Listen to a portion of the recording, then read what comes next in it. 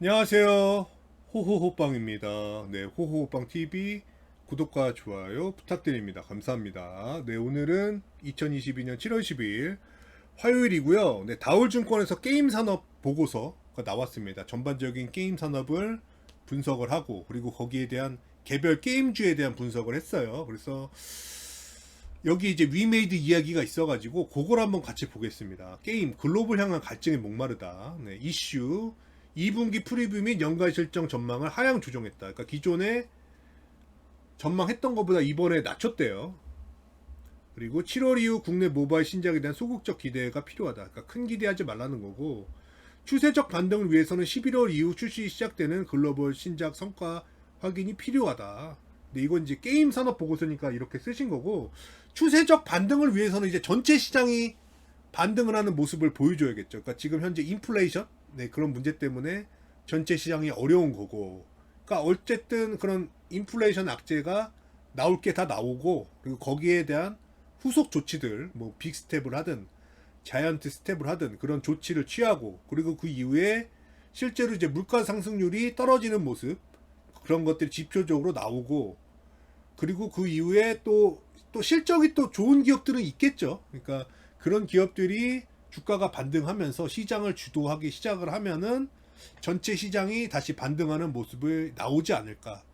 그러니까 게임주가 전체 시장을 좀 주도하기는 어렵고, 그런 시장이 이제 반등하는 모습을 보여주면은 게임주도 거기에 발맞춰서 전체적으로 상승하지 않을까.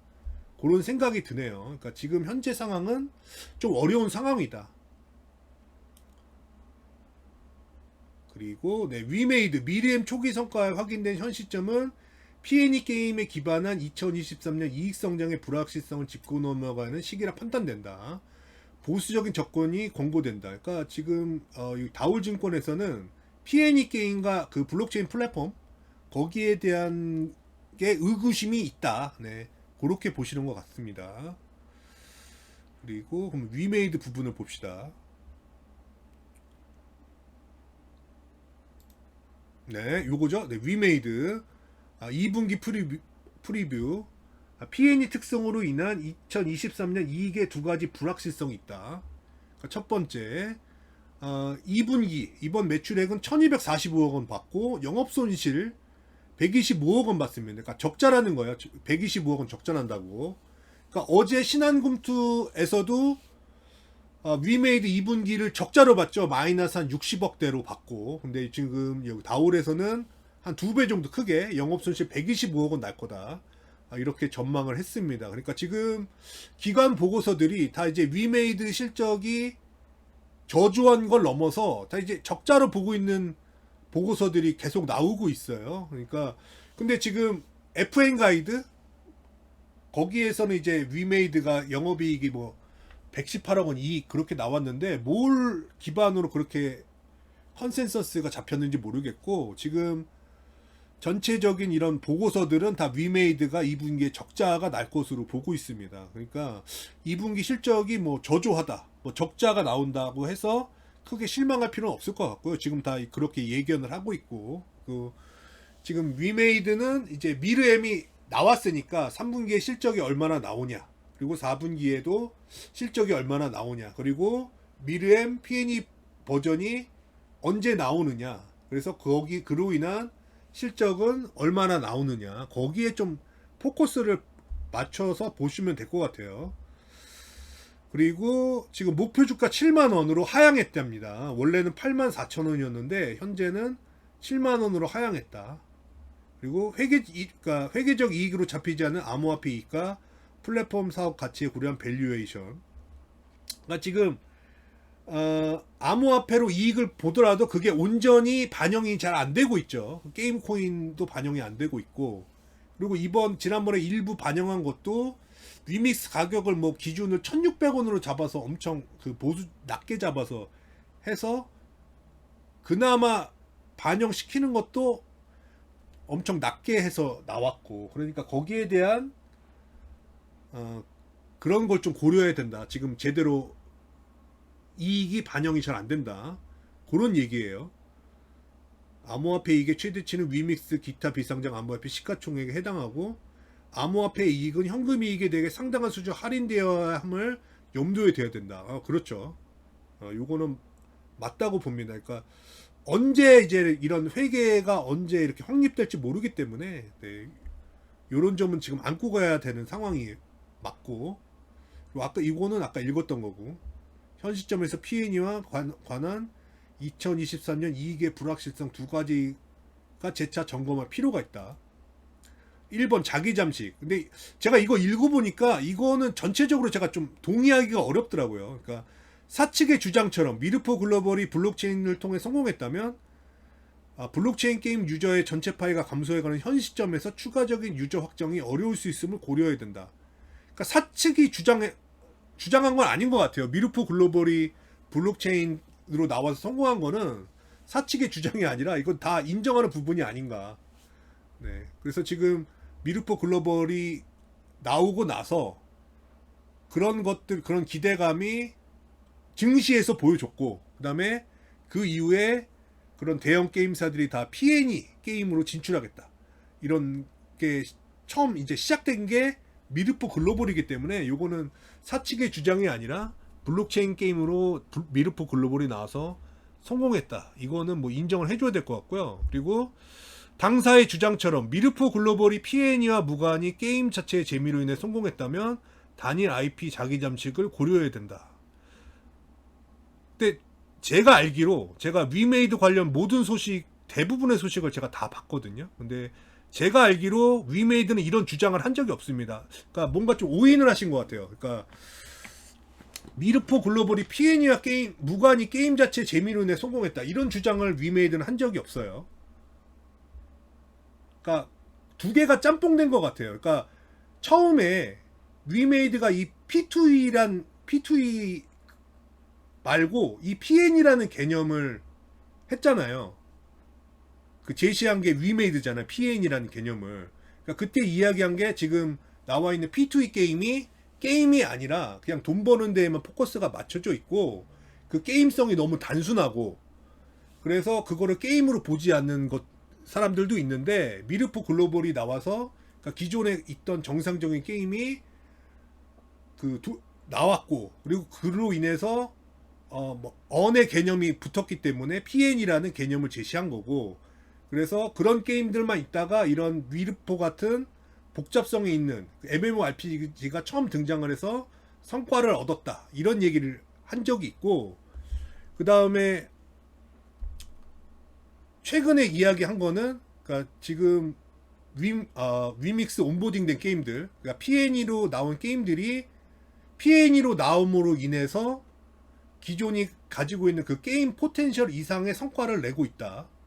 그리고 미르포 글로벌도 블록체인 게임으로 나왔기 때문에 이런 성과를 보였다. 그런 얘기를 한 적이 있거든요. 그래서 이 자기 잠식에 대한 이야기는 제가 좀 동의하기가 어렵고, 그러니까 그런 건 있죠. 그러니까 미르엠 글로벌이 나오면은 아무래도 이제 미르포랑 같은 IP다 보니까 그런 미르포에 있는 유저들을 미르엠이 이렇게 땡겨오는 거 아니냐, 그런 건 우려할 수 있죠. 그러니까 전체 파이는 한정돼 있는데 미르포란 게임이 이렇게 잘 되고 있다가 돌아가고 있다가 미르엠이라는 게 나오면은 그 미르포에 있는 유저를 뺏어서 미르엠이 되는 거 아니냐. 그러니까 두 개가 공존하는 것이 아니라 좀 이게 파이를 서로 나눠 먹는 게 아니냐, 그런 얘기는 할 수 있는데, 네. 넘어가겠습니다. 그리고 통신비, P&E는 유저 증가를 수반하면서 증가한 유저 트래픽은 통신비 증가로 이어진다. 이에 따라 동사는 분기 약 140억 원의 통신비 지출을 하고 있는데, 당사는 미르앤 글로벌 성공을 가정하고 있으므로 2023년 각 분기 통신비를 280억 원으로 가정한다. 그러니까 2배로 늘어난다는 거죠. 2배로 늘어난다는 건데, 그러니까 근데 오늘 미르포 업데이트 된 거 보면은 어제 제가 읽어드렸지만은 서버 통합 이런 게 있거든요. 그러니까 그런 거 생각하면은 여기서 말하는 이 통신비가 미르엠이 성공해서 글로벌 성공해서 통신비가 엄청 늘어난다고 해도 이거보다는 좀 줄어들지 않을까. 기존의 이 140억 통신비 지출이 좀 감소할 것 같아요. 그 서버 통합 이야기를 어제 했거든요. 그 지금 업데이트 됐을 텐데. 그리고 네, 미르포 글로벌 일평균 매출은 4억 원 및 3.5억 원은 하향 안정화 기정. 미르엠 일평균 매출 6.6억 원 및 2023년 10억 원. 국내 및 해외 5억 원씩 가정에서 실적을 뽑았다고 했는데, 그러니까 실적 자체가 조금 낮게 보고 있어요. 그러니까 2022년 9월 달에 매출액이 1818억에 영업이익이 332억 원. 어제 신한금투 같은 경우는 420억 원으로 봤거든요. 근데 여기는 332억 원이니까 한 90억 원 차이 나는 게 분석을 했고, 그러니까 2022년 12월에는 매출액이 1705억 원이고 영업이익이 191억 원으로 줄어듭니다. 근데 지금 어제 신한금투에서는 영업이익 456억으로 봤거든요. 그러니까 지금 이 다올투자증권에서는 위메이드의 실적 자체를 좀 평가를 낮게 하고 있다. 그 신한금투에 비해서 그렇게 보면 될 것 같고, 근데 또 재밌는 게 뭐냐면은 여기 위메이드 밸류에이션 보면은 2024년 EPS에 30배를 줬거든요. 그러니까 이 30배 준 거는 많이 준 겁니다. 그러니까 뭐라 그럴까 좀 이상한데, 그러니까 앞에 그런 불확실성 하다고 했잖아요. 그 코인에 대한 수익과 플랫폼에 대한 뭐 그런 것들이 불확실하다고 얘기를 했는데 펀은 30을 줬어요. 그러니까 펀은 높게 준 거거든요.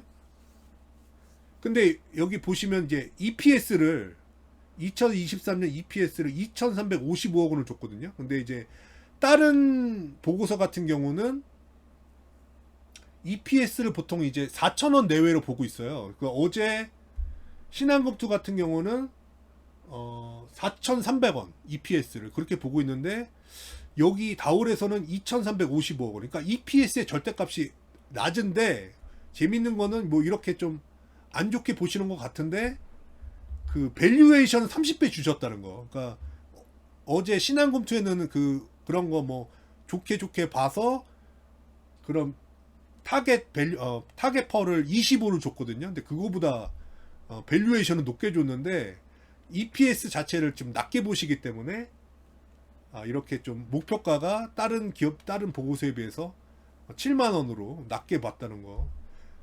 그게 좀 재밌네요. 그러니까 실적을 낮게 받고 좀 불확실하다면은 이런 밸류에이션 타겟 펄을 30이 아니라 다른 기업들이 보통 25 뭐 그렇게 주니까 그거보다 좀 낮게 뭐 20이나 19나 뭐 그렇게 줬어야 될 것 같은데, 또 타겟 펄은 30을 주는 게 재밌습니다. 그러니까 다올투자증권은 그러니까 위메이드가 실적을 좋게만 뽑아주면, 그러니까 실적을 안 좋게 좀 타 보고서에 비해서 안 좋게 예상을 하셨지만은, 그러니까 실질적으로 위메이드가 3분기, 4분기 그리고 내년 1분기에 실적으로 숫자로 보여주면은 이런 타겟 펄을 이게 좋게 보기 때문에 플랫폼 밸류에이션 적용해서 타겟 펄을 높게 주고 있기 때문에 그런 실적으로만 보여만 주면은 뭐 다올투자증권이 뭐 위메이드 안티가 아니라 뭐 또 더 좋게 볼 수도 있을 것 같습니다. 그래서